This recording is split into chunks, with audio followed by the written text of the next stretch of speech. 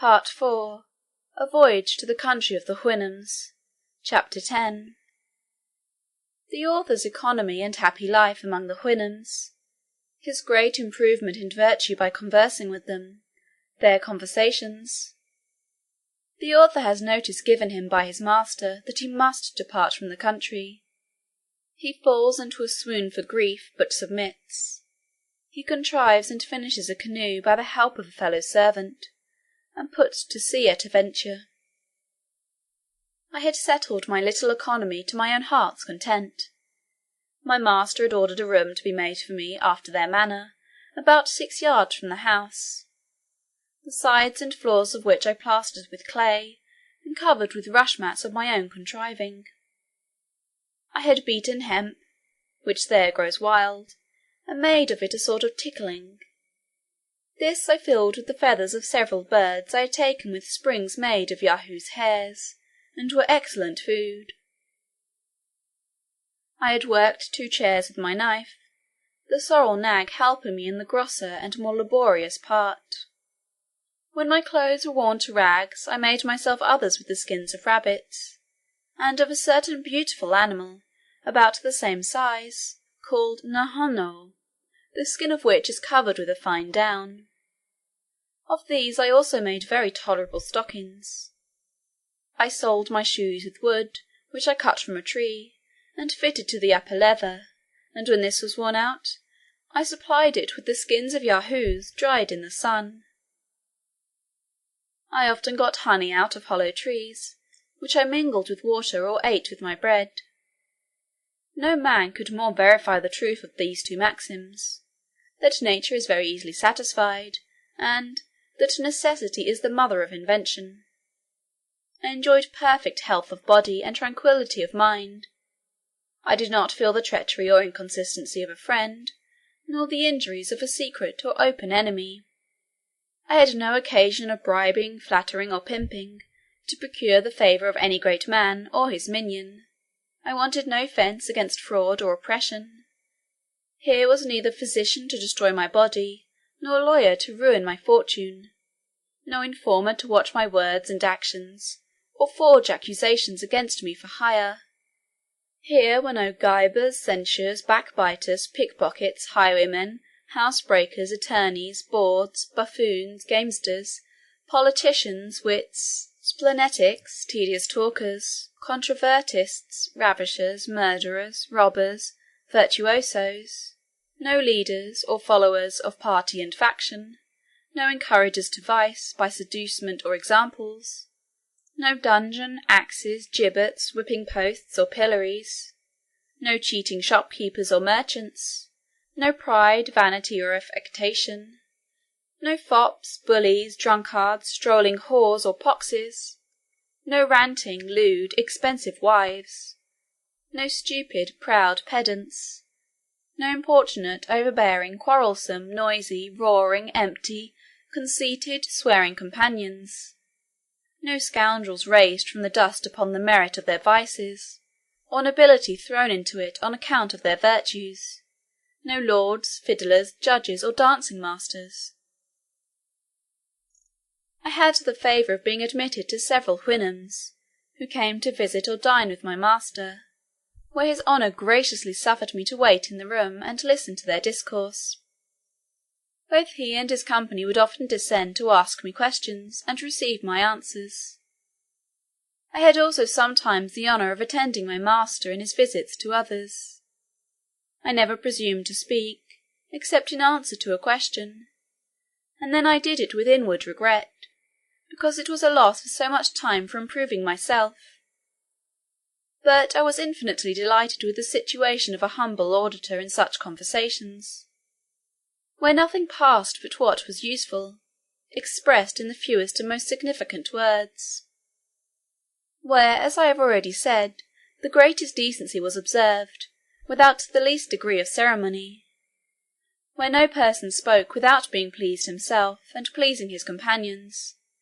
where there was no interruption, tediousness, heat, or difference of sentiments. They have a notion, that when people are met together, a short silence does much improve the conversation. This I found to be true, for during those little intermissions of talk, new ideas would arise in their minds, which very much enlivened the discourse.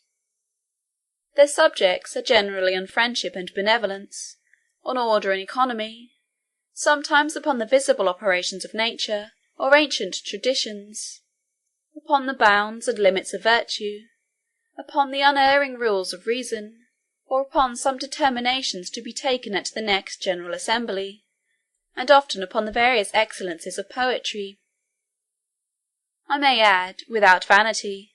that my presence often gave them sufficient matter for discourse, because it afforded my master an occasion of letting his friends into the history of me and my country, upon which they were all pleased to descant, in a manner not very advantageous to humankind, and for that reason I shall not repeat what they said,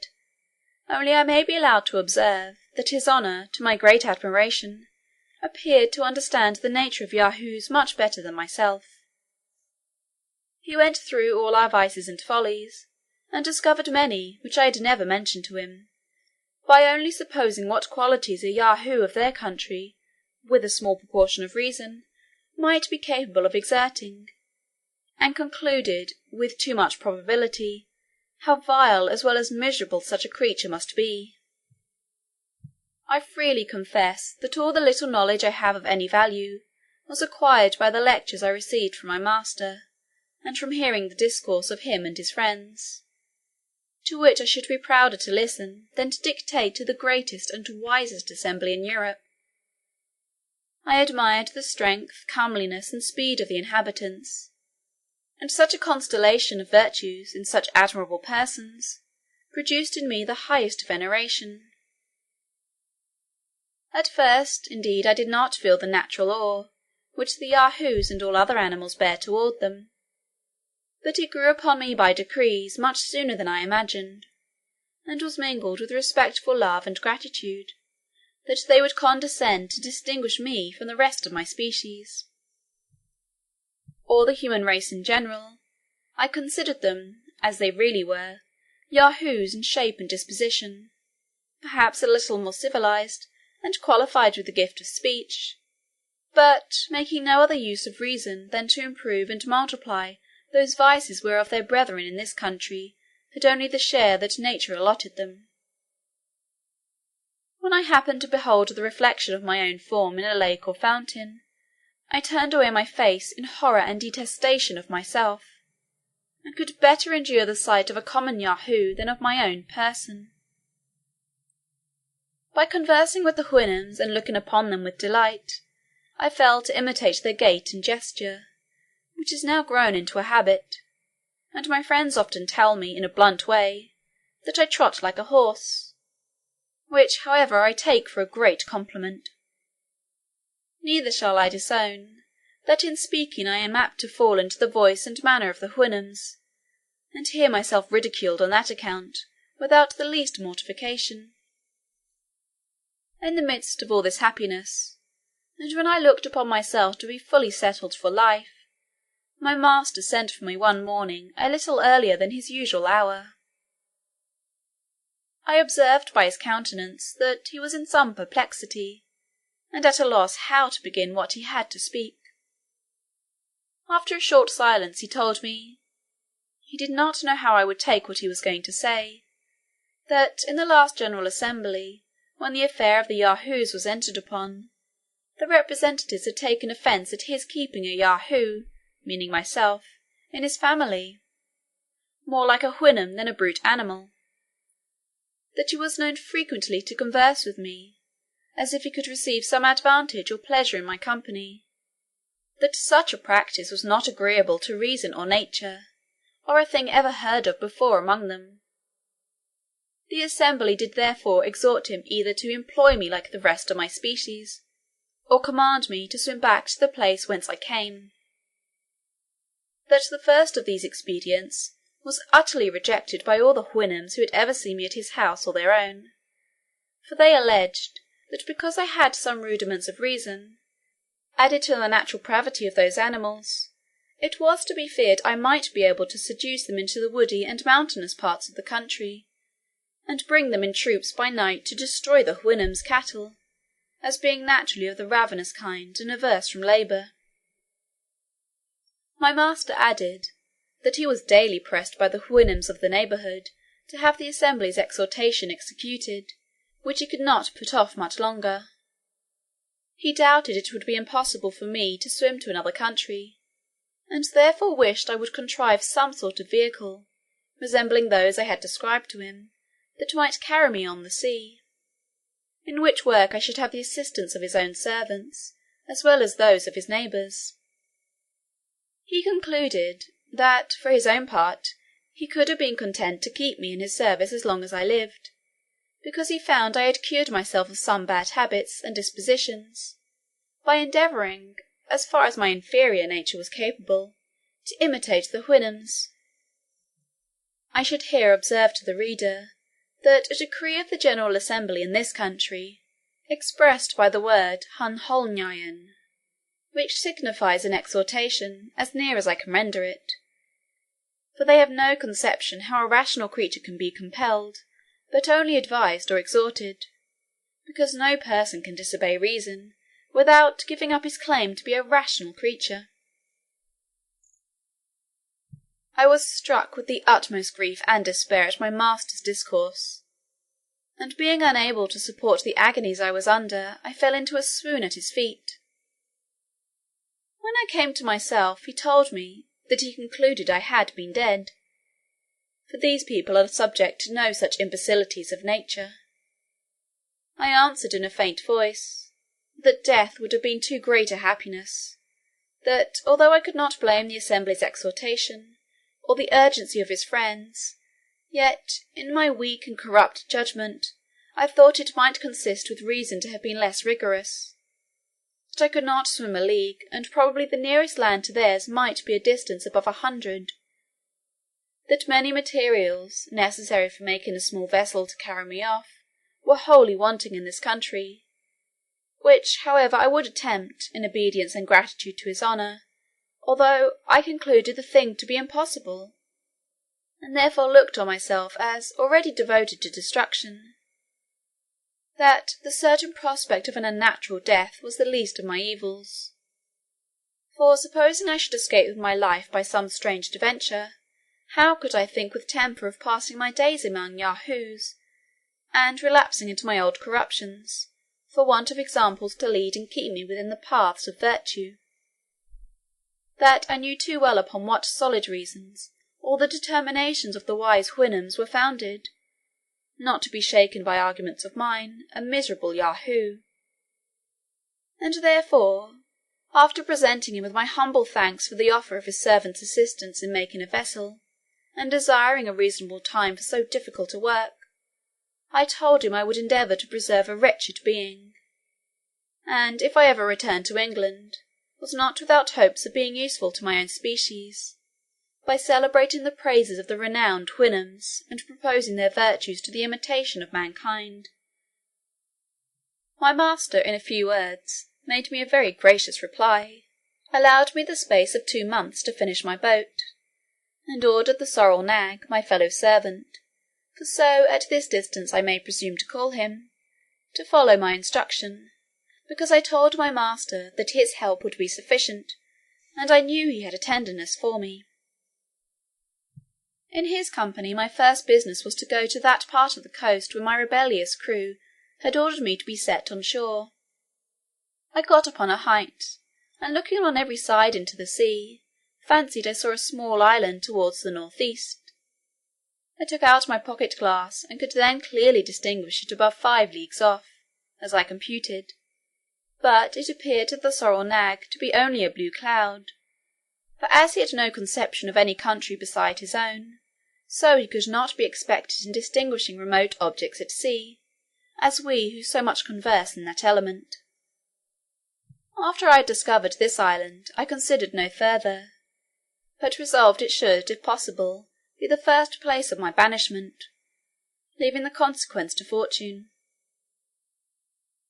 I returned home, and consulting with the sorrel nag, we went into a copse at some distance, where I with my knife, and he with a sharp flint, fastened very artificially after their manner to a wooden handle, cut down several oak wattles, about the thickness of a walking staff, and some larger pieces. But I shall not trouble the reader with a particular description of my own mechanics.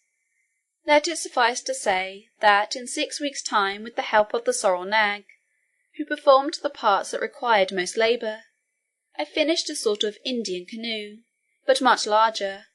covering it with the skins of yahoos, well stitched together with hempen threads of my own making. My sail was likewise composed of the skins of the same animal, but I made use of the youngest I could get, the older being too tough and thick. And I likewise provided myself with 4 paddles. I laid in a stock of boiled flesh, of rabbits and fowls, and took with me 2 vessels, one filled with milk, and the other with water. I tried my canoe in a large pond, near my master's house, and then corrected in it what was amiss, stopping all the chinks with Yahoo's tallow, till I found it staunch, and able to bear me and my freight; and, when it was as complete as I could make it, I had it drawn on a carriage very gently by Yahoos to the seaside, under the conduct of the sorrel nag and another servant. When I was ready, and the day came for my departure, I took leave of my master and lady and the whole family, my eyes flowing with tears, and my heart quite sunk with grief. But his honour, out of curiosity, and perhaps, if I may speak without vanity, partly out of kindness, was determined to see me in my canoe, and got several of his neighbouring friends to accompany him. I was forced to wait above an hour for the tide, and then, observing the wind very fortunately bearing towards the island to which I intended to steer my course, I took a second leave of my master. But, as I was going to prostrate myself to kiss his hoof, he did me the honour to raise it gently to my mouth.